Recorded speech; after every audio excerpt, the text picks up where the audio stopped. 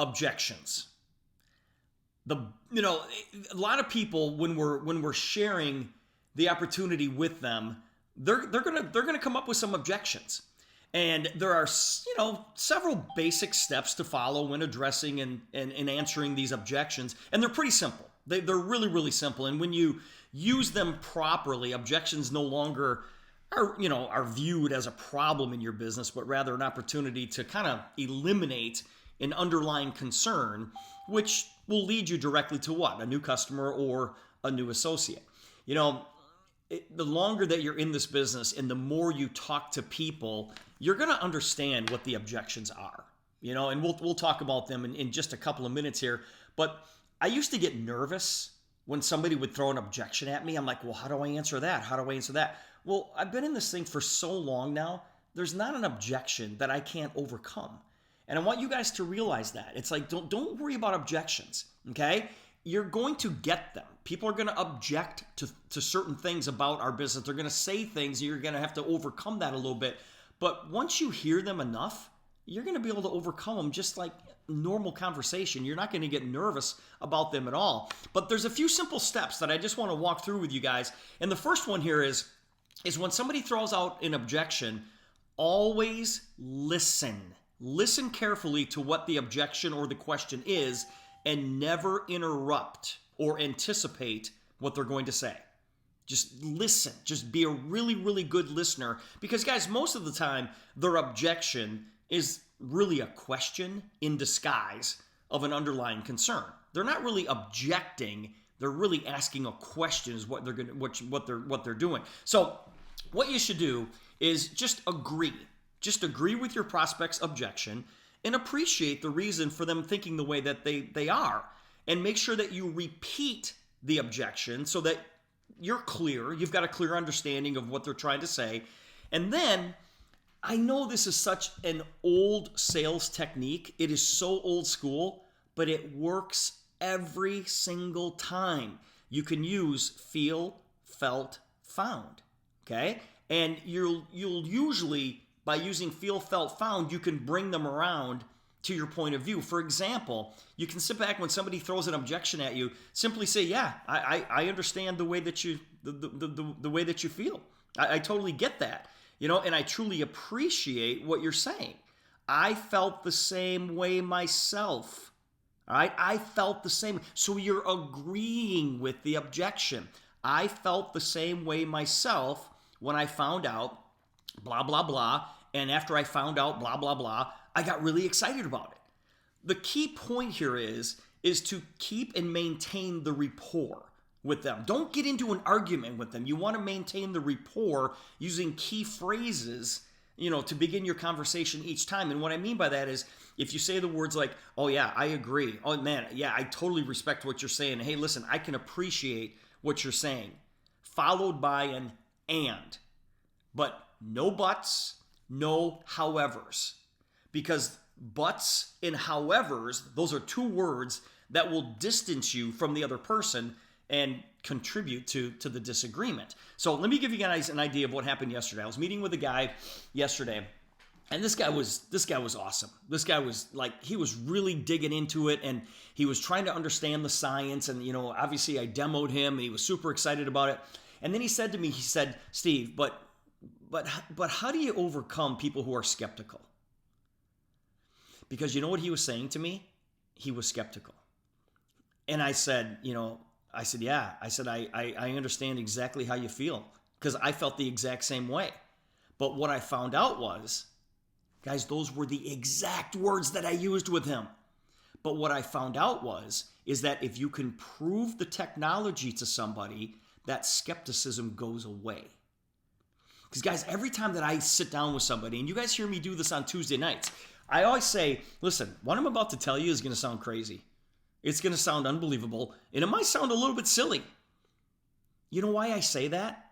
Because it's true. Because that is exactly how I felt when I heard about the technology for the first time, and I know that they're going to feel exactly the same way. So I throw it on the table before they even have a chance to feel it. So when I'm walking through going, yeah, we got these little patches and there's nothing on them, and when you put them on your skin's going to read that pattern and send a message back to your brain to fix things.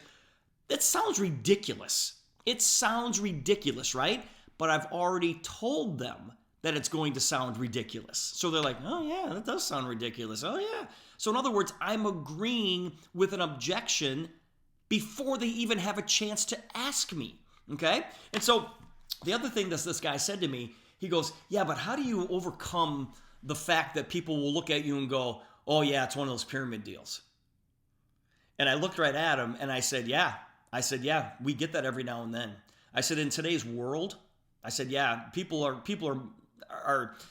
they're coming around to this type of marketing. But I said, yeah, we still get that.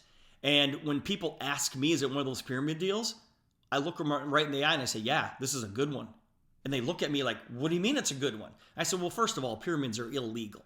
Okay? There's no way that we're going to be registered with the FDA in an illegal pyramid scheme. I said, and if you think about it, the world is a pyramid deal.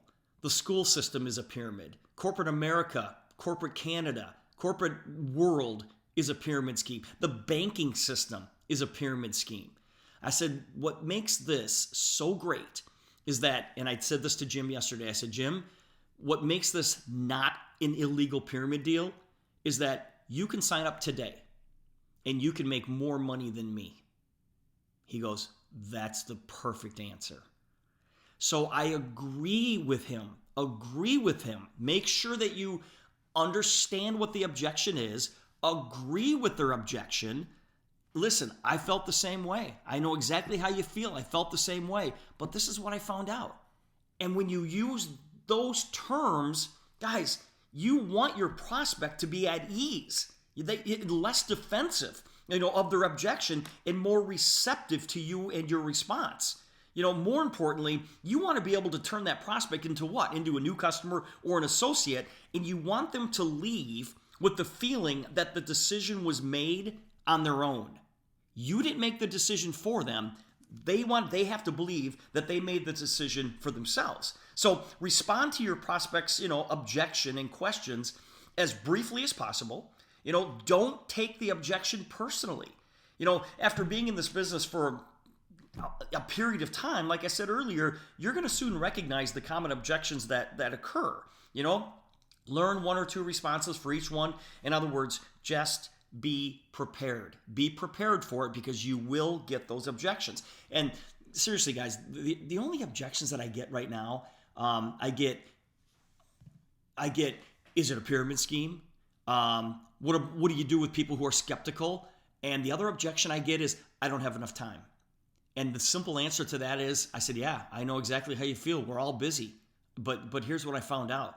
You can work this business in the cracks of your day. You're not going to go out there and work this business. You're going to go out there and live this business. And then I said to a guy one time, I said, do you like not having enough time?